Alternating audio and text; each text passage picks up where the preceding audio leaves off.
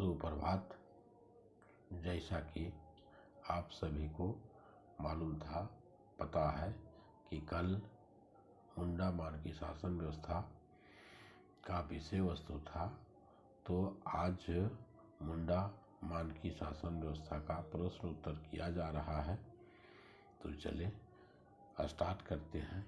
Question number 1, मुंडा मानकी शासन व्यवस्था किसकी शासन व्यवस्था है? ये मुंडा, बी उरांव, सी हो, डी खड़िया। सही जवाब सी हो है। मुंडा मानकी शासन व्यवस्था हो जनजाति की पारंपरिक शासन व्यवस्था है। हो जनजाति की समान शुरुआत में मातृसत्तात्मक, किंतु बाद में पितृसत्तात्मक हो गई। मुंडाओं के शासन को मुंडा शासन व्यवस्था, उरांव के शासन व्यवस्था को पढ़ा पंचायत शासन व्यवस्था तथा खड़िया जनजाति की शासन व्यवस्था को ढोकलो सोहोर कहलाती है। नेक्स्ट क्वेश्चन नंबर 2, मुंडा मानकी शासन व्यवस्था में पीर का प्रधान को क्या कहा जाता है? ये मुंडा, बी मानकी, सी देवरी, डी डकुआ।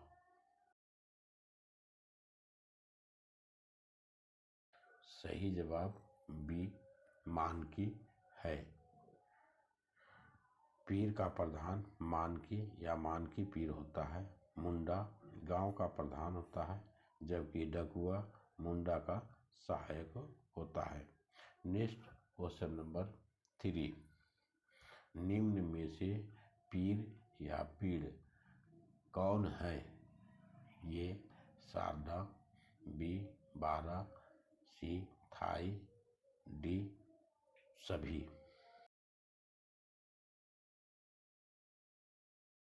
सही जवाब डी उपर्युक्त में सभी है। सांडा, बारा, थाई, आओल ये सभी बड़े पीरों में से है। एक पीर 5 से 20 गांवों के समूह होते हैं और इस प्रकार कोल्हन क्षेत्र में कुल 26 पीर हैं। अगला क्वेश्चन नंबर 4, कोल विद्रोह के बाद हुए समझौते को क्या कहा जाता है? ये विलिंग्सन रूल, बी इलाहाबाद का समझौता, सी कोल्हन का समझौता, डी इनमें से कोई नहीं। सही जवाब विलिंग्सन रूल है। विलिंग्सन रूल 1837 में थॉमस विलिंग्सन गवर्नर के द्वारा भेजे गए एजेंट थे। कोल्हन में कुछ समझौता एवं सुधार किए गए, जो इस प्रकार है। इसने सभी मुंडाओं को अपने गांव का राजा घोषित कर दिया और मानकी तथा मुंडा के पदों को वंशानुगत मान लिए। मुंडा को एक गांव से 1 रुपये कर के रूप में जमा कर 12 आने मानकियों को देने को कहा गया। मानकी से प्रत्येक 1 रुपया में 1 आना रखकर शेष अंग्रेजों को कर के रूप में देने को कहा गया। विलिंग्सन रूल में हत्या और डकैती को छोड़कर सभी छोटे आपराधिक मामलों का विलिंग्सन रूल में शामिल कर दिया गया। हालांकि जहां हत्या और डकैती को भी शामिल किया गया था, वहां यह रूल ज़्यादा सफल रहा। नेक्स्ट क्वेश्चन नंबर 5, पढ़ा पंचायत शासन व्यवस्था मुख्यतः किसकी शासन व्यवस्था है? ये मुंडा, बी उरांव, सी हो, डी कोल। सही जवाब बी उरांव है।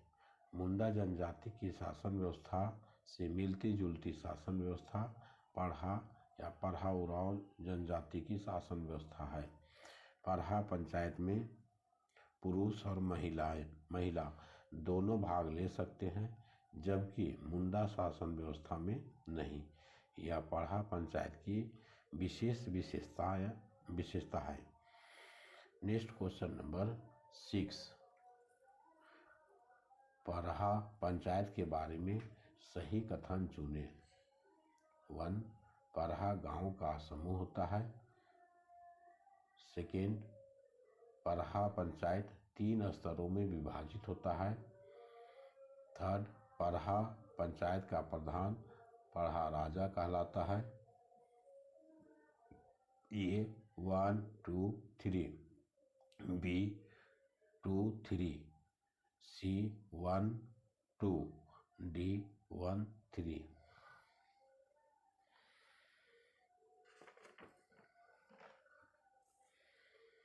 सही जवाब ये 1 2 3 है।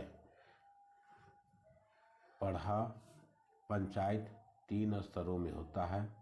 उच्च स्तर में पढ़ा दीवान प्रमुख होता है, जबकि निचले स्तर में महतो प्रमुख होता है और मध्य स्तर में पढ़ा राजा होता है।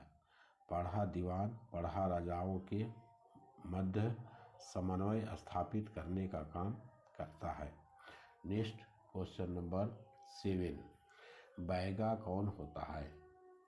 ये महतो का सहयोगी, बी पाहन का सहयोगी, सी पढ़ा दीवान का सहयोगी, डी राजा का सहयोगी। सही जवाब पाहन का सहयोगी है। बैगा पाहन का सहयोगी होता है। इसका कार्य देवताओं के आह्वान का कार्य करते हैं। पहले बैगा गांव का लैंगिक प्रधान हुआ करता था, लेकिन महतो के आने पर यह कार्य उनके द्वारा किया जाने लगा और बैगा की कार्यक्षेत्र पूजा पाठ आह्वान जैसे क्रियाकलापों तक सीमित हो गई। Next question number 8। मुंडा मान की शासन व्यवस्था में मुंडा जिस मामले को नहीं सुलझा पाते हैं उसका निपटारा किसके द्वारा किया जाता है? ये डाकिया, बी पाहन, सी तहसीलदार, डी मानकी। सही जवाब डी मानकी है। Next question number 9। मुंडा मान की शासन व्यवस्था को किस अंग्रेज पदाधिकारी ने मंजूरी दिया था? ये थॉमसन, बी क्विकलैंड, सी थॉमस विलिंगसन, डी कार्लायल।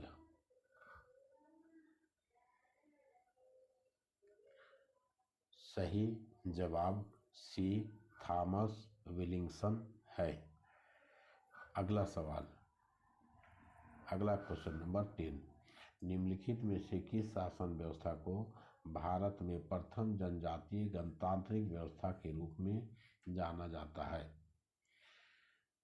ये ढोकलो सोहोर शासन व्यवस्था, बी मांझी परगना शासन व्यवस्था, सी मुंडा मानकी शासन व्यवस्था, डी इनमें से कोई नहीं।